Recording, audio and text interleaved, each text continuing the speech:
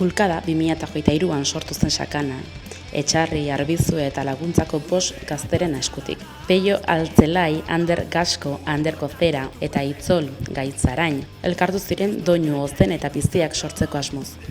Taldeak berehala hasi zuen zuzeneko ibilbidea eta indar handit sartu zen Nafarroako estenan. 2024ko apirilean kaleratu zuten lehen nepea, doinu ozenena, 4 abestiz osaturiko lehen leherketa. Baina bulkada ez da gelditzen. 2025ko apirilean heldu da bigarren lana, Nora ezean. 8 kantu eta bideoklip biltzen dituen lana. Helduagoa, indartsuagoa eta beren norabide propioa markatzen duena. Rock eta punk doinuez bustitako proposamenarekin gaztetasuna, haserrea eta energia bilatzen dituzte holtzan. Doinua ez da bakarrik entzuten, bulkadarekin doinua sentitu egiten da. Eta hau hasiera besterik ez da, estenatokietan ikusiko dugu elkar. Herriko gaztetxetan bizitako elkartasun doinu haiek Izerdita saltoka dantza eginez gauak pasa genituen Urtata batek, desertu batek Erakuzten digu gau txikiak baloratzen Eta pentsatzen ez duzun arren Momentu horiek ez dira inoiz bueltatzen Bizitakoak bezen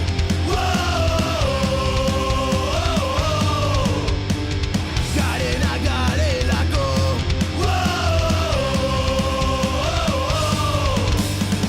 Bizitakoak bezen Nazkatzen ote Benetan bihote sentitzen duzun hori Garena garelako askatasun ez dago Izaten jarraituko dugulako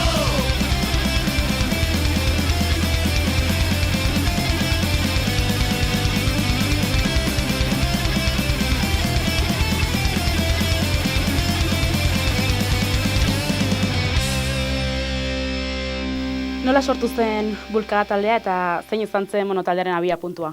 Taldearen hasiera izan zen hori, juerga batean goden aitzoletani eta esanean, egingo di hau talde bat, no seke, probatu nahi dut abeslari bezala, ni biltzen nintzen bateria bezala beste talde baten. Eta esanean, egingo di hau proiektua, ezaki zer, ezautzi duzu pertsonen bat? Bai, ezautzi ditut, Oian, eta Peio, eta ni esan nion, ni kuadrillan dago beste bat, Ander, baxu jolea dela, eta bera ere bai, ibiltzen da, gitarrekin, baxuekin, eta hori. Eta hasi ginen elkartzen, esan genuen, egingo geldituko ga egunen batean hola ensaiatzeko, eta adostu genuen egun bat, den artean, eta hasi ginen taldarekin.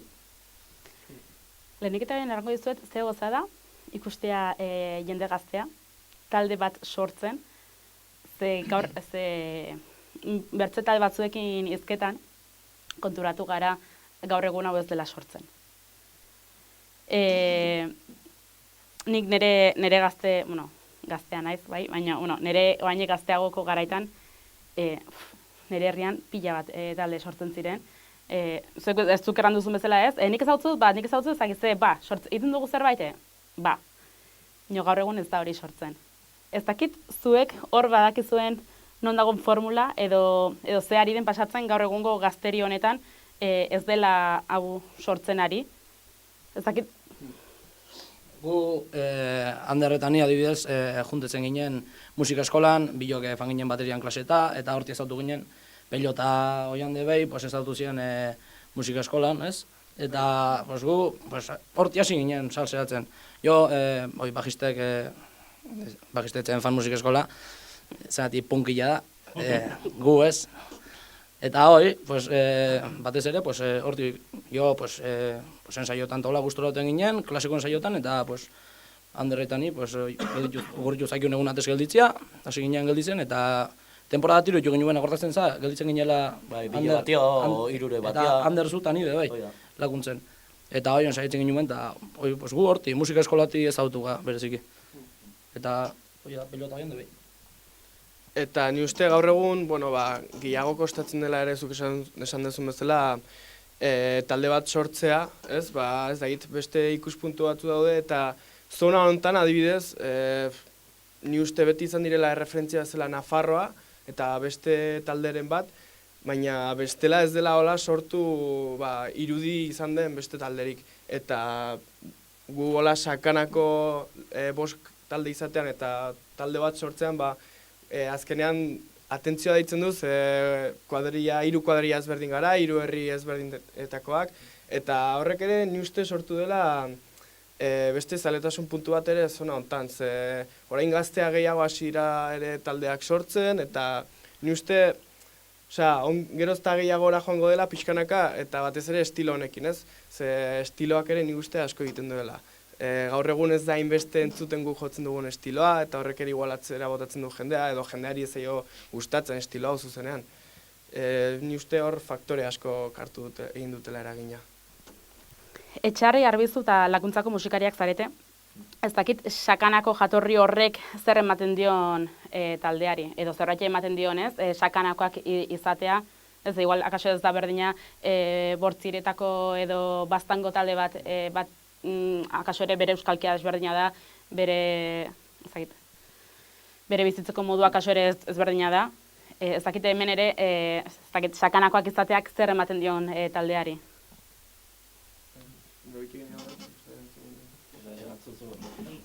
Ni uste, sakana eta Nafarroa gehien bat, dena daukagula Nafarroak, ez da izaera puntu bat, ez? Nafarroakoa garela, eta ez da gero igual sakanakoak izatean, ze ezberdintasun egon daiteke sakanakoa izatea eta ez besteleko batekoa, ez dakit, gure ingurumena, sakanan oso itxia gara generalean, eta igual hori ere nabaritzen da, baina igual okerrerantz, ez? Kostatzen zaigula. Baina ni uste ere, ez dakit. Badugu ere ni uste beste puntu bat ikusteko gauzak, eta zentratzen gara beste gauz batzutan, sakanan ditugun paisajeetaz, adibidez, askotan erreferentzia egiten dituguna gure letretan, Arakil, Beriain, eta horrelako, aprobetxatzen dugu gure ingurumena, gure izaeraz aparte, musika hortan puntu hori sartzeko. Hizkuntza ere, errango dut, euskaraz abesten duzue. Ez dakit hori autu bat izan zen, hasieratik zenekiten euskaraz egingo zenutela, edo hortik ere ateratzen bertze hizkuntzaren bat, edo hasieratik argi zenuten euskaraz egingo zenutela. Talde hasi ginenean, hasieratik esan genuen, gure printzipiozko hizkera izan behar da euskera. Gero abestiren bat ateatzea erderaz horrela, badaukagu abesti pare bat erderaz ditugunak, baina gehienak esan genuen lehendabiziko momentutik, gure abestiak izan behar diela euskera ziate, da gure hizkuntza azkenean, eta aurrera eman berko dana. 2023an hasi zineten elkartzen, ez dakit urte horretan hasi zineten lehenengo kontzertu ematen, ez dakit horre nola ibili zineten, ez dakit 2023 horretatik 2025 urte honetara, ez dakit ze garapen izan duen taldeak ere, bakit bilan atera dituzuela, aurrerago ere hitz egingo du horretaz, baina ez dakit ibilbidean ere, ez dakit ze garapen izan du taldeak, ez dakit ere hasieratik zukaran duzun noiek jarraitzen duzuen, ez dakit bidean ere norbait erori eta norbait berria sartu den, ez dakit hori ere nola eraman duzuen talde bezala. Gu hasieran hasi ginen bostak jarraitzen dugu,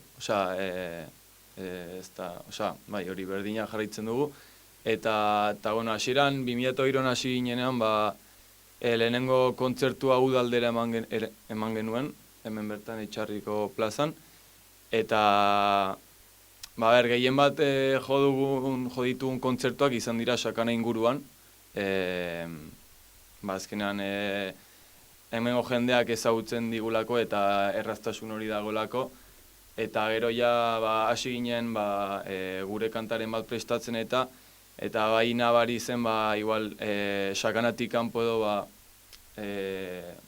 beste lekuetatik baita deitzen zigutela, hola kontzertu sueltoren bat edo, eta hori gero eta gehiago ikusi dugu, eta pixkat hori. Nik debei batez ere esan berrakat, neba itutela evoluzioa tiruduna bostok, eta bereziki, zengati elkartuga bost persona, dazkaula gustu ezberdinek, eta pues, azkenean, pues, nik adibidez, oiani, pues, bizietu jot metalia, eta pues, horreki, pues, oianek iruditu aurrerakuntzat, adibidez, pues, ikiarria, zengati, pues, oituik jotzea, pues, Pues betiko akorde berdinak eta hola jotzetik. pues, de repente, pues, deskubritzen juzu, pues, afinazio berriek, ez dakize, teknika horriek gitarra jotzeko, eta hola, eta oso portia da, pues, pues, nik pixket ikustia, bostok iruditu duen evoluzioa, pues, 2 urtiotan zehar. Estiloa hitz egin duzu lehenago, erran duzu ez, iguala kaso ez gaudela ohituak gaur egun, ez daize, konta eguzu pixko bat, ez dakit, hor gelditu naiz nik. Bai, bueno, beti punka edo gu jotzen dugun estiloa ni uste dozkala denboraldiak, ez? Ba, igual talde bat gertuko iristen denean eta jendeari gustatzen zaio, ba, agian bai hasiko dela jende gehiago entzuten eta zure inguruan, ez? Bestela ere, ba, orain gaur egun, ba, elektronika gehiago entzuten da, reggaetoia jende askotan aritzen da, juerga askotan, eta horrek ere nik uste eragina izan duela, ez? Ba, azkenean punka gutxiago entzuten badu jendea, ba, zure taldea aurrera ateratzea ere zailago da. Eta, bueno, ba, ni uste ez duzula jo behar jendeak gustuko duen horretara, ez? Ba, pixka gehiago zuri gustatzen zaizun horretara, eta ni uste publiko hori hartuta, ba, hor kaina eman behar duzula, eta hortan, ba, 10 pertsonatik 5 badira, ba, 5 horiekin atope ez saiatu, 10 pertsonai horiei gustukoa ingo zaien musika bat sortzea, publiko gehiagora iristeagatik. Ikuslak ez du ikusiko, kamaratzean ni irrifarrenago, ze ari diozu ematen, ari diozu, eman diozue buelta, hau izango da 30 saioa, atzetik 30 musikari desberdinekin egon naiz hizketan, eta denek errandiate gaur egungo gazteriak ez duela hori egiten, baizik eta doala famaren bila, doala zerbaiten bila, doala, akaso lehenago erranduten bezala ez direla taldeak sortzen gaur egun ja zerbait nahi izan nahi dutelako hasiera batetatik, ez? Eta oso pozkarra idun zaitez, zuk erranduzuna ez, idun zaitelako hori dela musikari baten sena eta hori bilatu behar dula ez, nik egin nahi dut, nik egingo dut, nik egin nahi dutena, eta ez bertzeek entzu nahi dutena ez, gero ere errango dizut pila bat talde punk daudela. Bai. Eta nik denbora hilo honetan bastante murgildu garela punk talde horietara, baina errango dut, pozkara edun zaitela aditzea horrelako gauzak, ze bai nabaritzen dut horten, eta urte hauetan jaz direla sortzen taldeak beraiek nahi dutena egiteko, baizik eta akaso jendeari erakusteko, hemen gaude, guk ere badakizu gu musika egiten, eta egingo dugu zuek nahi duzuena, eta zuek argi izan duzu hasieratik guk egingo dugu guk nahi duguna, eta jendeak entzun nahi baldin badigu etorriko dela, ez? Bai, ni uste hor ere, azkenean batetik bestera pausoa dagoela, azkenean denori gustatzen zaigu, ez, egiten duguna, eta denok nahi dugu zeo zer izan, ez, modu batez, baina jendeak erabiltzen duen estrategia da, hori esan dizuan alen, aldik eta pertsona gehienetara iristea, eta hori, azkenean, antxietate horrek edo egiten dizu, hori esan dizuana, beste gauz batzuk egitea zuri benetan ez zaizkizuna gustatzen edo ez duzu gustuko duzuna egiten. Eta ni uste, hori esan dudan bezala, bakoitza egin behar duela gustatzen zaiona, eta publiko horretan zentratu, eta azkenean estrategia hori denon gustuko egitearena ez duela funtzionatzen. Referentzia hori hartuta, horretan kaina eman eta listo. 2024an kaleratu zuen lehen EPA, doinu ozenena, ez daki zer bilatzen zeruten lehenengo lan honekin. 2023an sortu zen, 2024an lehenengo EPA, ez dakit ere bide horretan zenolako lan egin duzue? Gu diska hori sortu genuenean, hemen sortu genuen taldea, eta hasieran sortu ginen bertsioa jotzen, hasi ginen bertsio jotzen, eta holako gauzak. Eta esan genuen, hasiko gara gure abesti propioak egiten, gure gustokoa den musika jendeari erakusten, eta esan genuen, ateako dugu lau abestiko EP txiki bat, eta zer gure gu hasieran sortu genituenean abestiak zen gu gustuko egunea eta esaten genuen, bueno, jendeai gustatzen bazaio ongi eta ez bazaio gustatzen, ere. Orduan, sortu genituen abesti horiek, kaleratu genituen, eta ikusi genuen jendeari gustuko izan zitzaiola abesti horiek. Gu jendearen hori ikustean, poztu ginen asko, azkenean sortzen duzu lan bat, zure barrualdetik atera dena, eta ikustea jendeari gustatzen nahi zaiola, eta askoz gehiago entzuten nahi zela, gure aurrera pauso hori aurrera ematea, etortzen zitzaigun, eske no seko esto. Osea, lehenengo zuek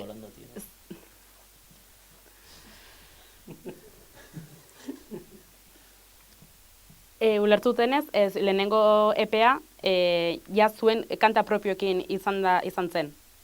Ez dakit nolako lana izan zen ez, bertsioak egitetik heldu zineten, momentoren batean elkartu behar izan zineten, eta erabaki, bueno, orain arte ongi, egin ditugu bertsioak, baina erabanun zerbait izan nahi baldin badugu, edo ez, baina, bueno, ez, talde bat izan nahi baldin badugu, eta igual akaso ere guk ere gure kanta propioak egiten hasi beharko gara, ez dakit zen momentutan iritsi zen hori, talde bezala ere nolako aldaketa izan zen?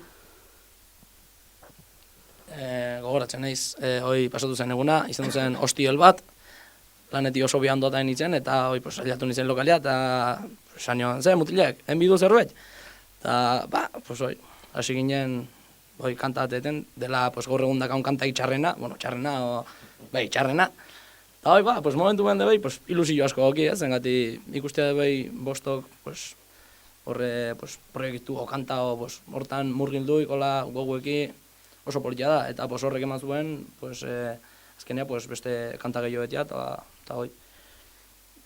Nik kariño askoki akordatzen ez kantortaz, txarra den arren, beha, hoi, oso momentu politia akordazten dit. Egitez ikasten da, nik erago nuke, denek dute hor, nik uste kantaren bat erratun dela, kutxunetakoa da, baina, bueno, akaso igual ere lehenetakoa da, eta igual akaso ere, ez igual ere, arraunten bezala ibilbidean pila bat ikasten da, eta egiten ikasten da, ez? Baina, bueno, 2025 garren urte honetan, bigarren lan batekin etorri zarete, nora ezean, ez dakit ze evoluzio edo aldaketa dago lehenengo kanta horietatik, ez? Atera duzuen, lan luzeagoa dela errango nuke, ez?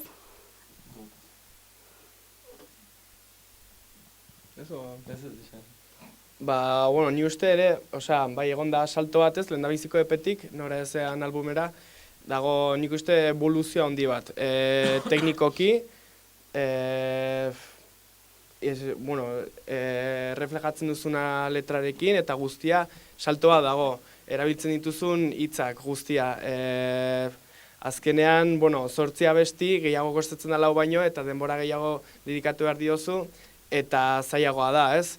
Baina ni uste hor eman dugun saltoa dela, ja zehor zerretan zentratu garela, eta espezifikotasun horrekin hartu ditugula gai batzuk, ongi sakonduta, eta gai horietan erreferentzia hartuta atera ditugula letrak. Azkenean, lehengo berdina da, generalizatzean, letra honekin esan dezakegu 10.000 gauza, horrela bakoitzak egin dezake, pentsatu dezake letra honetaz gauza bat ezberdina, ez? Baina hobe da, espezifikatzea eta benetan horrela sentitzen bada pertsona bat, letra horrekin sentituko da, ez? Lotuta bezala, eta espezifikotasun horrekin sortu ditugu 8 abesti ezberdinak direnak, melodia eta letra guztia, eta ni uste, evoluzio horrek ere sortu dela album politau sortzea, eta guri hainbeste gustatzen zaizkigun abesti batzukin. 8 abesti, 2 bideoklip, okerrazanago. Ez dakit nola izan da disko hau sortzeko eta grabatzeko prozesua, ez? Azkenean, estudio batean sartu behar izan zineten, hau berriz grabatzera, aurrekoan ere imaginatzut estudioan sartu behar izan zinetela, urteatik bertzera, bigarren lana, horrek dakarren dirua, ez? Azkenean zuetzako ere, inbertsio bat da, imaginatzen dut. Bueno, diru baldetik, pues kontzertueki lortzen fangan diru pues jo tokatuak jo, pues inbertitzea hortan, pues bideoklipean eta grabaketan ta hola, eta pues azkenean pues kontzertueki eta kamisetaki eta izan duzun diru baki, eta izan duzu. Grabaketa, pues grabaketan etako debei pues oso gauza politi izan duzen, zengati pues irutu ginuen plazerra, pues kolaboratzeko pues launeki, pues ja sea bideoklipien eta kanten grabaketan debei estudioan, pues estudioan adibidez kolaboratu ginuen irtenbide taldeaki eta hauntzak taldeaki, pues oso laune diela eta pues azkenea pues hor debei sortzen du oso momentu politiak. Eta jo pues bideoklipa debei pues irutu ginuen plazerra grabatzeko pues nei kuadrileko bateki, Ibaiekin, eta pues azkenea pues bideoklipek debei laun artien sortu dira eta ekarritu pues oso momentu politiak zati jo pues laguntzeko aldizan grabatu ginuen bideoklipa, pues han ondo ginen ratuat, garagardu batzukan itzen eta justo pues urrengo gunean grabatu ginuen bigarren bideoklipa Arbizuko elkartean, eta pues egin ginuen irtenbidekoeki bazkai bet, jo pues atxaldean pues txistorrada, juerga pixke dio eta oso momentu politiak ekarritu. Azkenean ere bai, bideoklipen asunto hauekin, ere bai induguna azkenean taldekideak 3 herri ezberdinetakoak izan eta bakoitza badaukagu gure kuadrilla, gure lagunak, eta bideoklipen asunto hauekin egin duguna ere bai da gure kuadrilla guztiak elkartzea eta guretzako oso politia da. Eta guretzako oso ondia izan da, denak elkartzea batera eta ongi biltzea. Eta ni galdera honekin ere, nahiko nuke, esan aurreko galdera bati lotuta egon daitekena, azkenean talde, hau guztia aurrera eramatea ez, esan duzu diru kostu bat, antolaketa bat, eta hori dena, talde berri bat sortzearen zailtasuna dena, ez, ez gara aberatsak, diru hori atera behar duzu, kontzertuekin lortzen duzu, baina azkenean diru hori inbertitu egiten dugu taldean, ez dago benefiziorik horregatik zeo zer gustatzen den zaizuna da. Eta hori, igual hori ere izan daiteke beste arrazoi bat, talde asko, atzean gelditzea sortzen diren momentuan. Eta hor dago ere zailtasun hori, azkenean bakoitzak bere bizia daukala, lana egiten du eta taldea aurrera ateratzeko bakoitzak berak duenetik jarri behar du. Ez dakit ere hasieratik argi zenuten, ez dakit bigarren lan honetan irudia sartu nahi zenutela. Ez dakit hortik argi zenuten bideoklipak, irudia. Ez dakit hasieratik argi zenuten irudi bat jarri nahi zeniotela zuen kantei. Bai, nik bintzet oso arginakan nahi nuela bideoklipat, zangati aurreko epia grabatu ginuenetik, pues kantat oso politia dau, mundua bukatzeraino ditzen dena, eta ni azkenea espinitak igelditu nintzen kantorri bideoklipa ez diana, eta nik bintzet oso arginakan ontan grabatu berko ginu bela bat. Bai, oso argi. Bai, ez, azkenean gaur egun ematen du, ez, soinuak irudia ekarri behar duela, ez, bizikaren mundu honetan azkenean batak bertzea ekartzen duelako, imaginatzen dut. Bai, eta jo debei, beste talde asko ikusten juzu, eta debei, ilusioa eten dizu, ez? Hombre, ikusten duzu Metallican bideoklipat, eta esatu duzu, Metallica, eta gu baki ez gala Metallica, beia, alde edo, esatu duzu, bideoklipa, que guai, esatu duzu. Bai. Neri gaur egun iduen zait, beharrezko zerbait dela kanta batek irudia izatea, sare sozialak izatea bezala, neuterran. Zerbait izan nahi baldin baduzu, edo nomaitera iritsi nahi baldin baduzu, gauzoiek gaur egun ere eraman behar dituzulakoz, eta zukaran duzun bezala ez, azkenean, ematen du diskoa grabatzea lan bat da, diru bat dakar, baina gero atzean ere 10.000 gauza dela, neuterran, grabatu behar da, bilatu behar da nork grabatu, nork editatu, nork egin, eta gero ere, sare sozialak enabarra dire, ezakit horre ere nola egiten duzuen, nola moldatzen zareten hori egiteko. Imaginatzen zuek egiten duzuela dena zuek, baina horrek ere lan bat ekartzen du, ez? Baina, guk berez sare sozial bezala Instagram erabiltzen diau bakarrik, eta, taldeko gehienek dakagu kuenta hori, batzuk ez dibelako erabiltzen. Eta hori, guk principalki erabiltzen dugu kartelak igotzeko kontzertua baino lehen, gero kontzertuen bideoak igo, kantak ateratzeko momentuan pixka bat jendea promozionatzeko edo, eta hori pixka bat. Azkenean, saiatu behar dena alik eta bisualen ez egiteko jendeari iristeko, ez? Azkenean anuntziatzean gauzak, gauz berriak eta hori guztia. Orduan, azkenean, bideoklipa bezala, bisualago egin nahi duzu abesti hori, eta adibidez, gure abesti bat, Mikel Arregi dena, ez? Ikusteko bere irudia edo zen mobilizatu dezakezun, pertsona horrengatik, bisualki, ni uste indar gehiago hartzen duela abesti horrek. Errango nuke, zuen musikan energia handia dula, baina ere melodia eta atmosfera zaintzen duzuela errango nuke. Ez dakit nola bilatzen duzuen oreka hori, ez? Lehen esan dugun bezala, gure gustoko musika da metalaren arteko eta punkaren arteko nasketa moduko bat.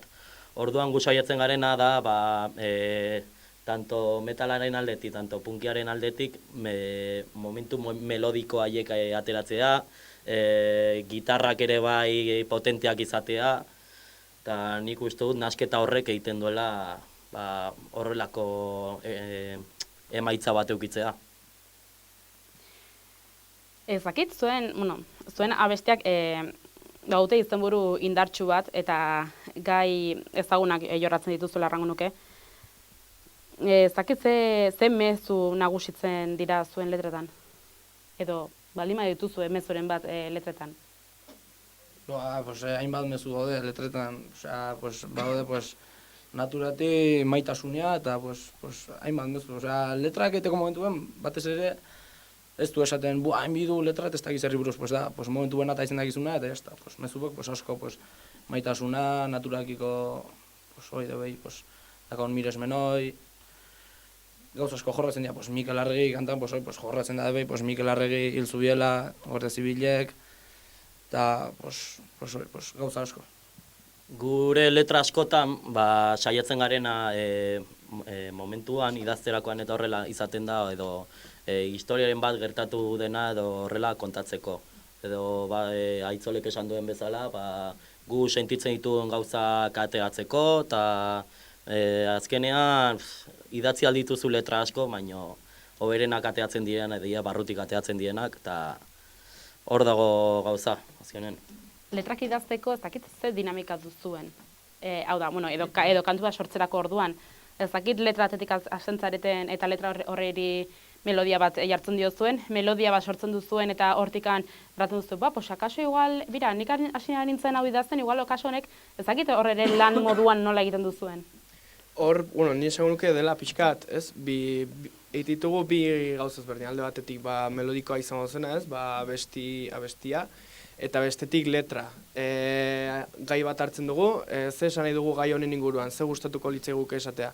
Idazten dugu horrela, tal cual, eta gero saietzen gara, melodia horretan dena, ez, sartzen, alden moduan, modu egoki batean, orduan, hori, bi gauza ezberdin izango litzateke, eta gero bien arteko fusio hori sortzen, barkatu.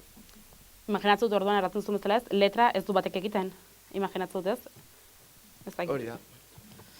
Badaude alde ezberdian zeateko batzutan bai etorri dela baten bat idei batekin letra batena eta ekarri duena, baina beti eukitzen dugu denen arteko beharra letra garaitzen laguntzeko. Orduan, abesti asko egin ditugu bai denen artean, baina badaude beste abesti asko ekarri diela ideiak etxetik eta azkenean denen artean erabaki dula nola aurrera eraman, eta hori. Horrek ere talde bezala lan extra bat ematen du, ez? Azkenean ez, bertze talde batzuekin hitz egiten dutena ez, batek egiten du letra, bertze batek jartzen dio melodia eta bertze batek ikasten du. Ez, zuen kasuan ez, ikusten dute honek ere lan extra bat ematen diola taldeari. Guri asko gustatzen zaigu bai denen arteko lana izatea eta azkeneko emaitza denen artean egin dugu zerbait izatea. Zergatik azkenean talde batez da pertsona bakar baten gauza, talde azkenean gara bostak eta denok eman beharko dugu zerbait aurrera emateko abestiak eta. Ez dakit gizartearen edo belaunaldi baten islak diren ez duen abestiak. Edo horrela ikusten duzuen. Belaunaldi esaten, esan nahi duzu aurreko belaunaldi zehozer? Edo zuen belaunaldia, edo hartzen duzuen erreferentzia bertze aurreko belaunaldi batzuk, ez dakit ez? Bixkot. Belaunaldi esan duzu taldeak? Edo osea, beste urte bai. Bueno, adibidez dauzkagu letra batzuk erreferentzia egiten dutela aurreko belaunaldietan gertatutako gertakari batzuei, ez? Lehen esan duen bezala aprobetxatuz gertakari historikoak, letra horietan reflejatu ditugunak, adibidez, Nafarroko konkista, askotan ateratzen direla horrelako letrak, ez? Talde nafarretatik. Baina, bueno, eta gero ere, gaur egun sortu daitezken hainbat gai, gure belaunaldian tokatzen dena asko dela maitasuna, nahiz eta gai delikatu bat izan eta asko hitz egitea kostatzen dena, abesti bat egin genuen, ez, horren inguruan, horrexegatik asko kostatzen delako horretaz hitz egitea, eta denak bizi izan dugulako horrelako zehozer, eta pentsatzen dugulako, pertsona bateko hori entzutean biziko duela letra hori. Orduan, alde batetik dauzkagu letra batzuk aurreko gertakarietan erreferentzia egin da, eta beste batzuk gaur egun sortu daitezken konflikto ez intrapertsonal horietan. Atentzia ditzen ditez, rock punk talde bat, gazteak eta maitasuna. Horrotziko dut. Baina niri buruak egin dit, pum! 2023ko uztaila azgeroztik estenatokian zabiltzate, ez dakit zer ematen dizuen zuzeneko batek?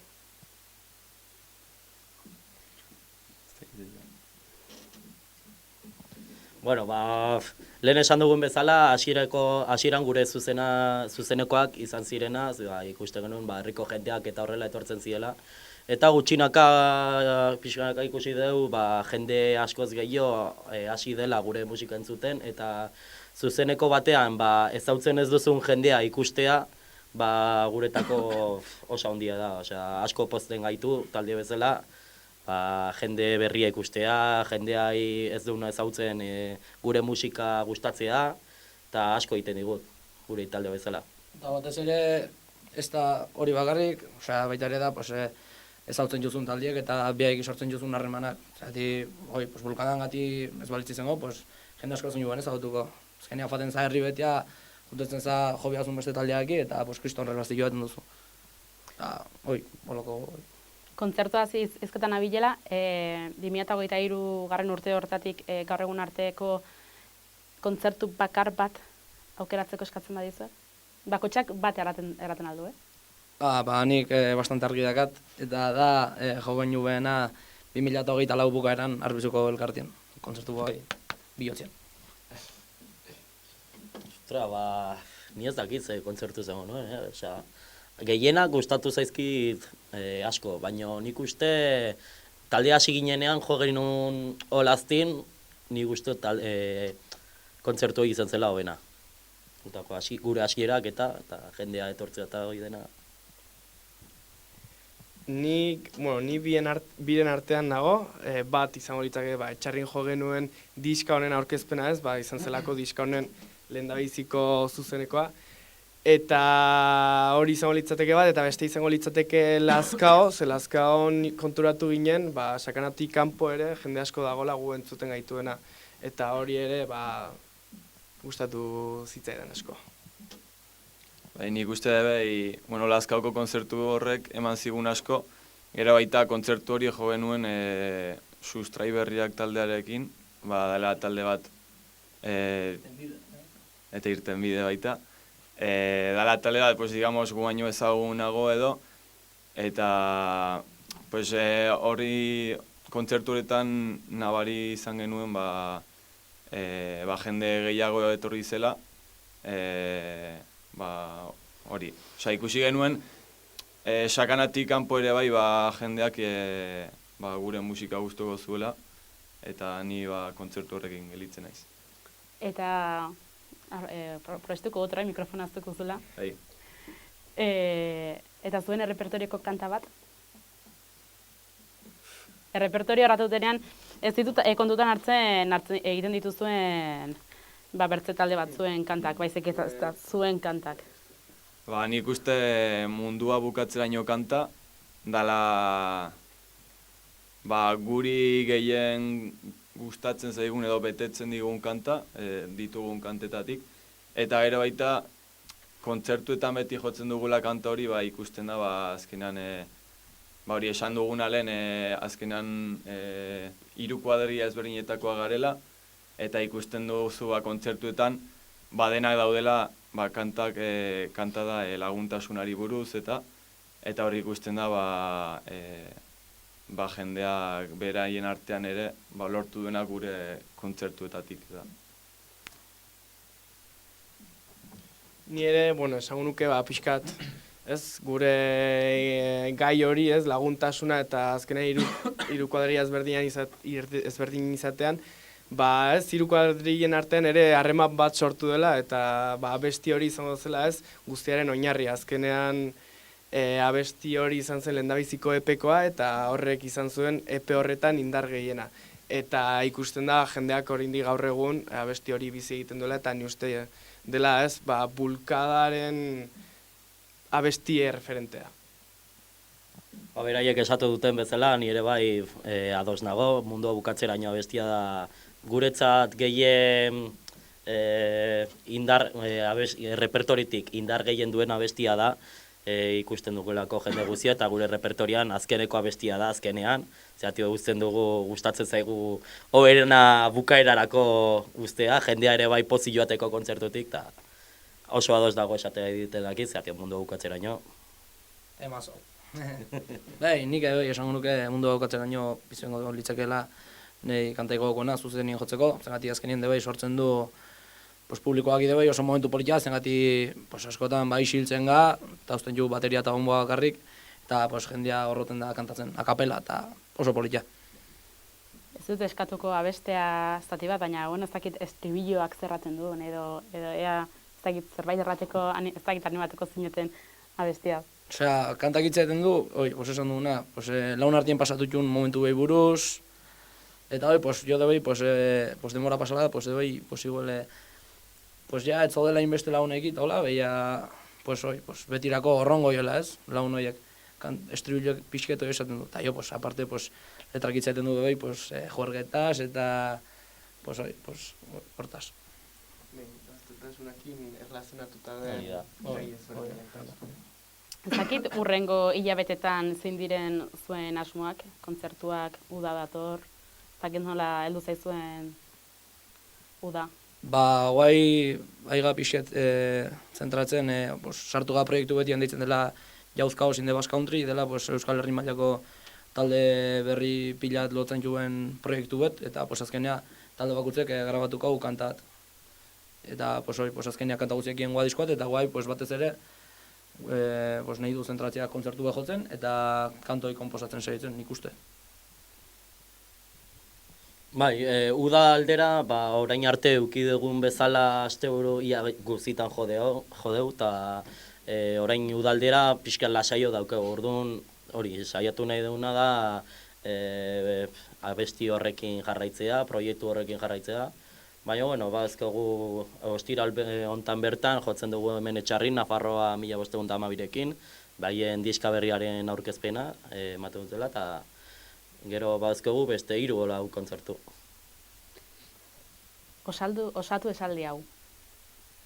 Bulkada ez da soilik doinu zen bat, baizik eta.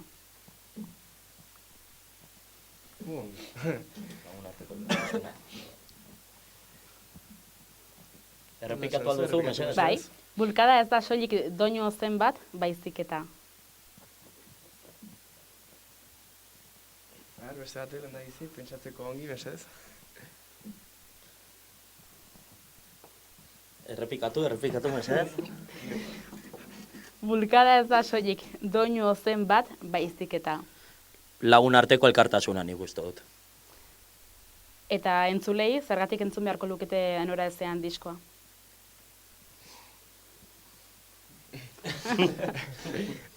Ni uste lehen aipatu dugun bezala, gai asko jorratzen dituelako, gai intrapertsonal askotan hitz egiteko zaiak direnak. Askotan, noraezean diskoan asko referentzia asko egin dugu, hori, arazo intrapertsonaletan, eta beti daudela pertsona batzuk arazoietaz ihes egiten edo aurrera egiten laguntzen zaituztenak, ez? Eta pixkat bilatu dugu hori. Elkartasuna, arazo intrapertsonalak eta arazo interpertsonal horiei aurre egiteko klabea izango litzatekeena, ez? Elkartasun hori, laguntasun hori eta hori da, oinarri hori. Nik badut azken, galdera, edo, baina ez dakit zuerik, eratu zaizuen hor barruan zerbait, zagitaldeari buruz zerbait erran ez duguna, zerbait geratu zaizuen hor erran nahi duzuena taldeari buruz, hitz egin ez dugun zerbaiteri buruz.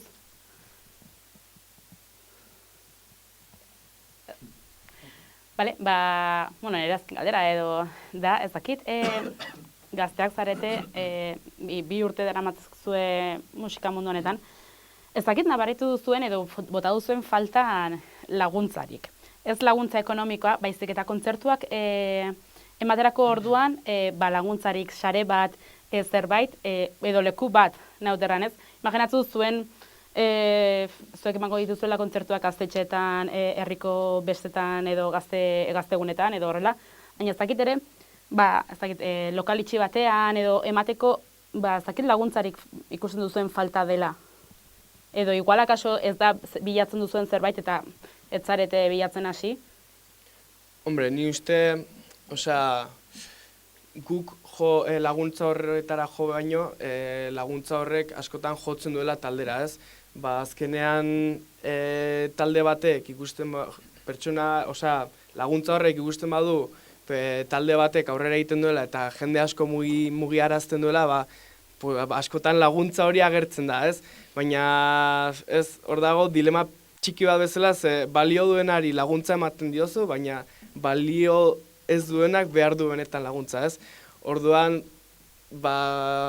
hor dago ez pixkat balantza hori bezala, baina, ni uste laguntza hori ere askotan beharrezkoa dela eta ez dela askotan agertzen, eta hori, azkenean guk 2 urte eramaten ditugunez ere zaila da.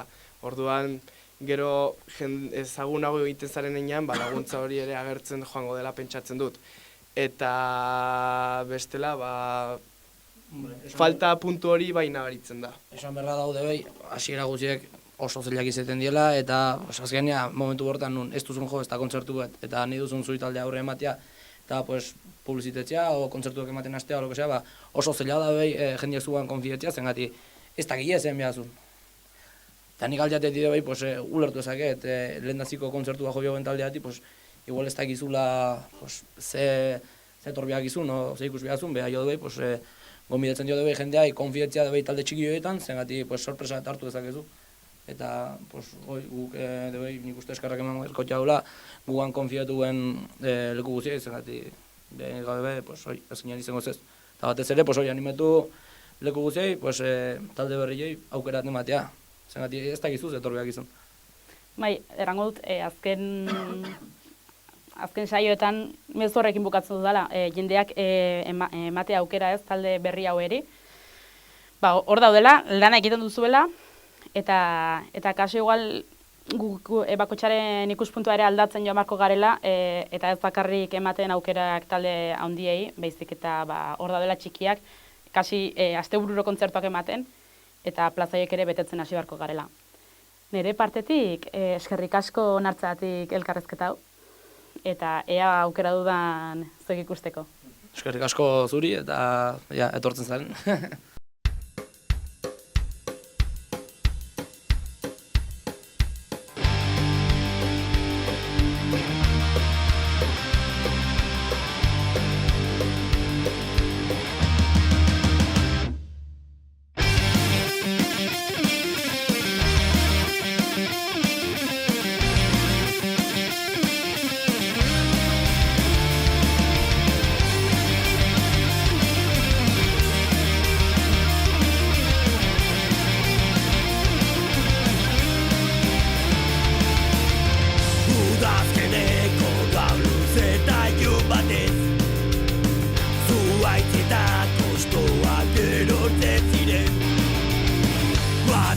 batzua itzaietan egaka Putrezik inak zituen aurrez aurre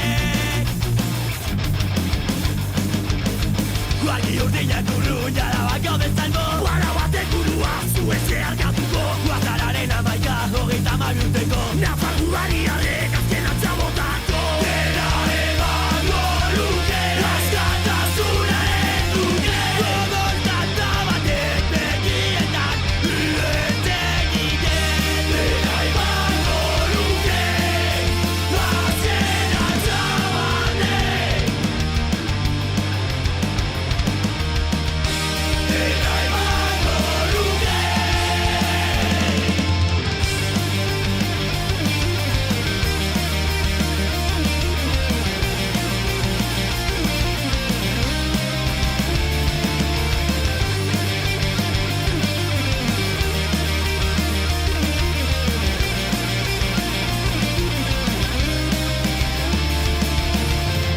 Goizargiekin kanpaiotak entzunez Guarima bat itzali dela seinale Mendeku goxeak herri bat ez datuz Amorruan laua izeta jantza bandoz Baina baten begiek ez dukete beharko Bere seme gaztea gauz ez den ikusiko Amatxo galdera bat buruari egiko Zer gaini semeari agur esan beharko Dena emango luke askatasunaren duke Gogortata batek begietan uetegiten Dena emango luke azken atxabatek Dena emango luke